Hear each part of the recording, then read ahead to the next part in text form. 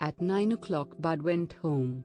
He was feeling very well satisfied with himself for some reason which he did not try to analyze, but which was undoubtedly his sense of having saved Bill from throwing away $600 on a bum car, and the weight in his coat pocket of a box of chocolates that he had bought for Marie.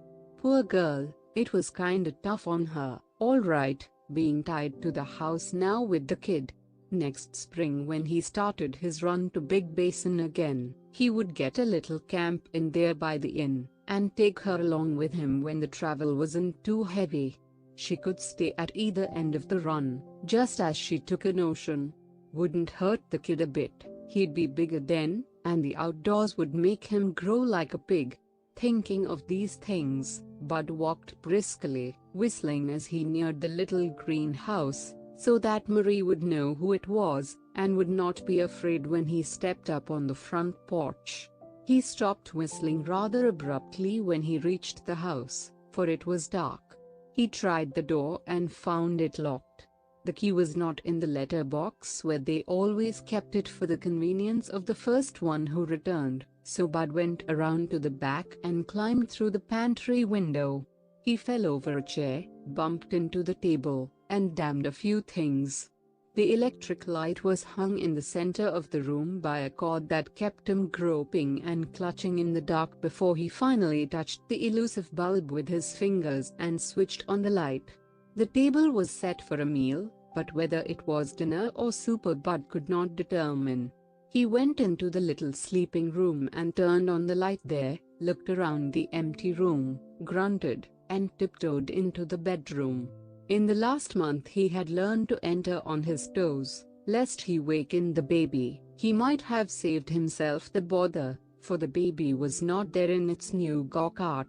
The go-kart was not there, Marie was not there. One after another these facts impressed themselves upon Bud's mind, even before he found the letter propped against the clock in the orthodox manner of announcing unexpected departures.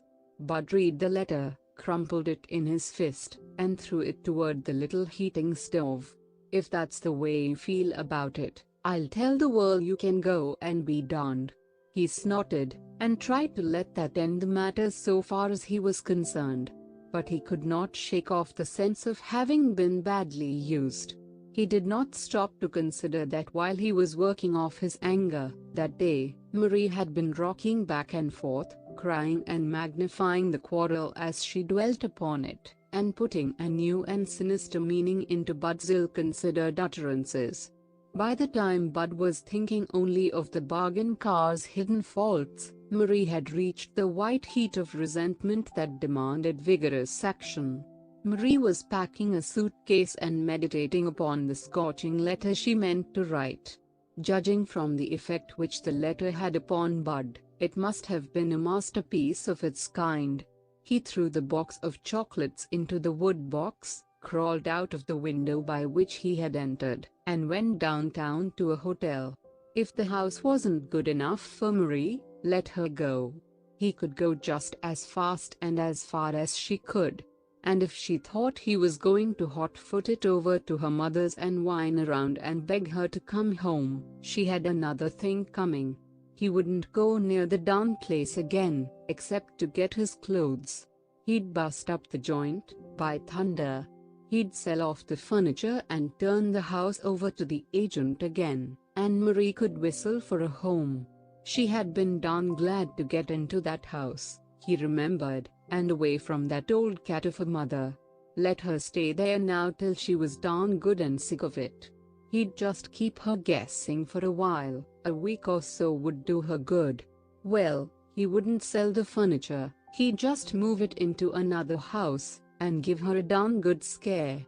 He'd get a better one, that had a porcelain bathtub instead of a zinc one, and a better porch, where the kid could be out in the sun. Yes, sir, he'd just do that little thing, and lay low and see what Marie did about that. Keep her guessing, that was the play to make. Unfortunately for his domestic happiness, Bud failed to take into account two very important factors in the quarrel. The first and most important one was Marie's mother, who, having been a widow for 15 years and therefore having acquired a habit of managing affairs that even remotely concerned her, assumed that Marie's affairs must be managed also.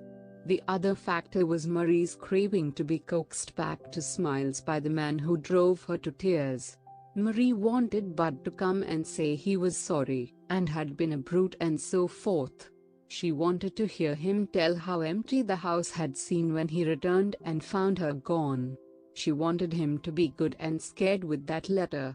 She stayed awake until after midnight, listening for his anxious footsteps. After midnight she stayed awake to cry over the inhuman way he was treating her, and to wish she was dead, and so forth. Also because the baby woke and wanted his bottle, and she was teaching him to sleep all night without it, and because the baby had a temper just like his father.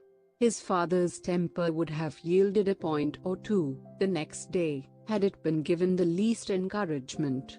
For instance, he might have gone over to see Marie before he moved the furniture out of the house, had he not discovered an express wagon standing in front of the door when he went home about noon to see if Marie had come back.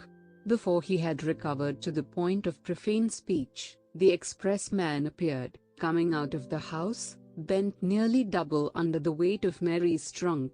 Behind him in the doorway Bud got a glimpse of Marie's mother. That settled it.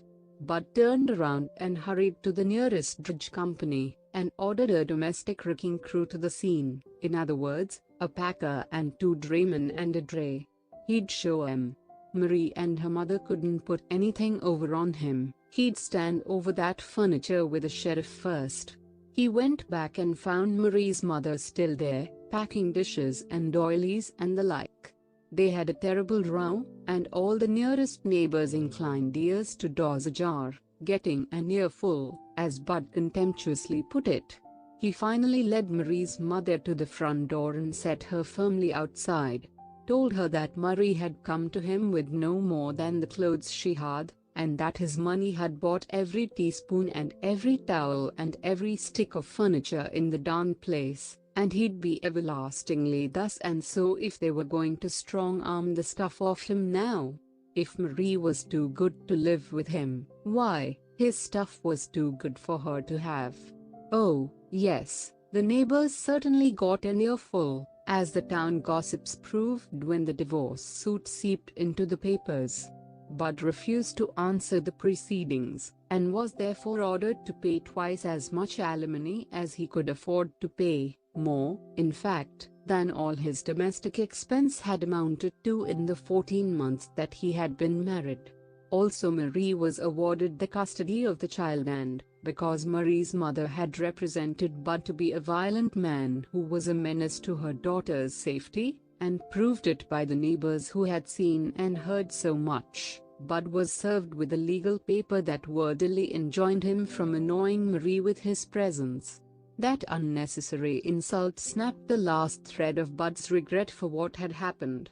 He sold the furniture and the automobile, took the money to the judge that had tried the case, told the judge a few wholesome truths, and laid the pile of money on the desk.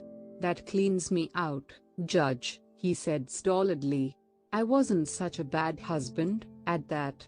I got sore, but I'll bet you get sore yourself and tell your wife what for, now and then. I didn't get a square deal, but that's all right. I'm giving a better deal than I got. Now you can keep that money and pay it out to Marie as she needs it, for herself and the kid. But for the Lord's sake, Judge, don't let that wildcat of a mother of hers get her fingers into the pile. She framed the deal, thinking she'd get a haul out of me this way. I'm asking you to block that little game. I've held out $10 to eat on till I strike something. I'm clean." Dave licked the platter and broke the dish. "So don't never ask me to dig up any more, because I won't, not for you nor no other darn man. Get that?" This, you must know, was not in the courtroom, so Bud was not fined for contempt. The judge was a married man himself, and he may have had a sympathetic understanding of Bud's position. At any rate, he listened unofficially and helped Bud out with the legal part of it, so that Bud walked out of the judge's office financially free, even though he had a suspicion that his freedom would not bear the test of prosperity, and that Marie's mother would let him alone only so long as he and prosperity were strangers.